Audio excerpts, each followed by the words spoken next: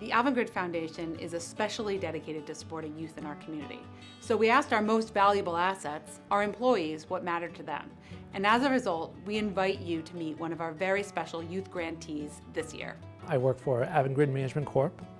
I'm currently the manager of local taxes, and I've been with the company a little more than 16 years. The center has been well known in the state as being in the forefront of providing services to those in need when grief strickens their family.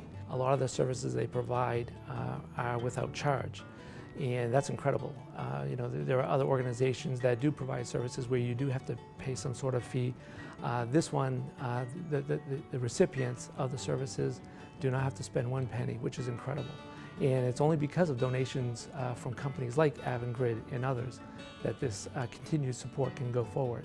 I am Executive Director here at the Center. I have been involved in many aspects of the Center, going back as far as '92, when I was actually a family that benefited from the Center. We were formed in 1987. We were the third center of its kind in the U.S. And that was, as you can imagine, pretty unique. And the whole concept behind it was really new age. Well, families come here for a number of reasons. The most obvious one is obviously when there's a death in the family. We also have a program where we work with families where there's a life-threatening illness in the family.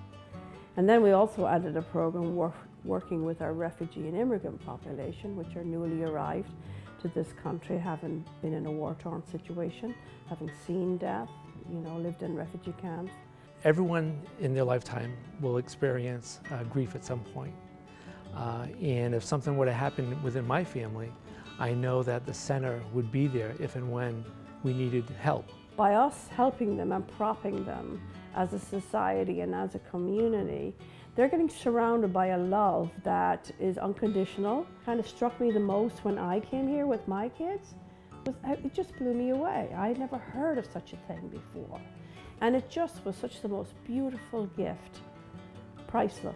And that's what when everything else falls away, what's left? Only human connection and community.